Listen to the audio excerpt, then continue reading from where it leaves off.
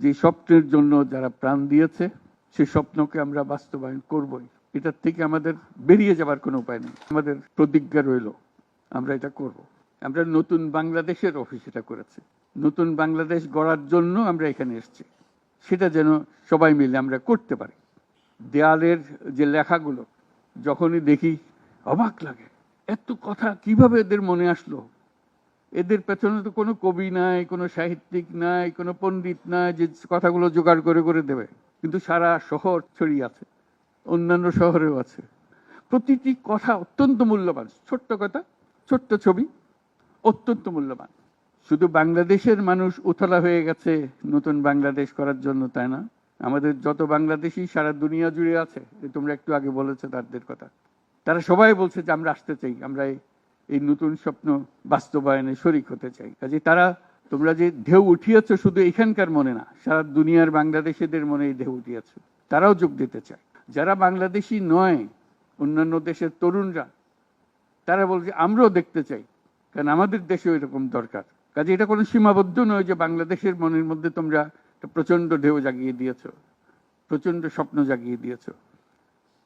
তোমরা সারা পৃথিবীর তরুণকে জাগিয়ে দিয়েছ যে এই তরুণদের হাতেই সৃষ্টি হবে নতুন পৃথিবী। কাজেই তোমরা যেটা করলা সেটারই একটা সূত্রপাত, তরুণদেরকে দিয়েই নতুন পৃথিবীর সূত্রপাত। এটা শুধু নতুন বাংলাদেশের সূত্রপাত না, এটাই নতুন বাংলাদেশের মাধ্যমে নতুন পৃথিবীর সূত্রপাত করছো তোমরা।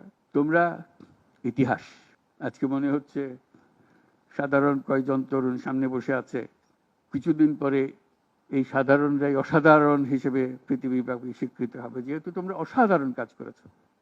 সেই কাজে যেন বিরতি না আসে, এটাই হলো আমাদের প্রতিজ্ঞা, যে আমরা যেন করতে পারি।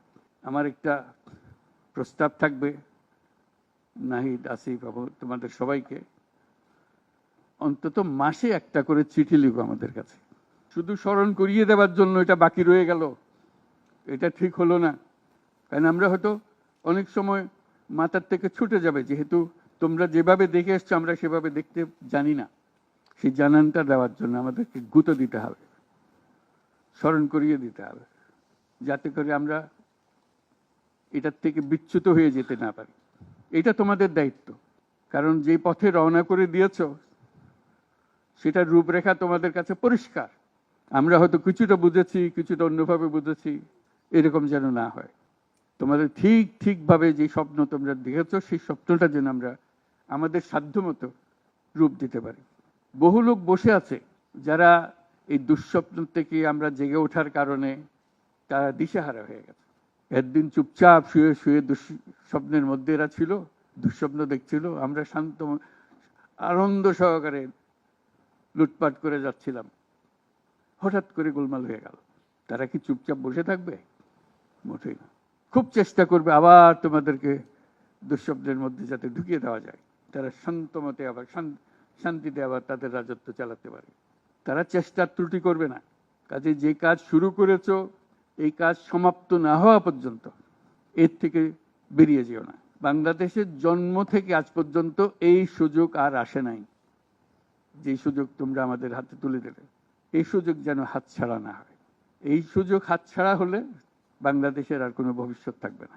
কাজে এইটা যেন শুধু রাষ্ট্র নয়, পৃথিবীর সম্মানিত রাষ্ট্র হিসেবে প্রতিষ্ঠিত হতে পারে, যেহেতু তরুণরা এটার হাল ধরেছে। এই কারণেই এটা ভিন্ন, এই কারণে এটা ইউনিক, অনন্য।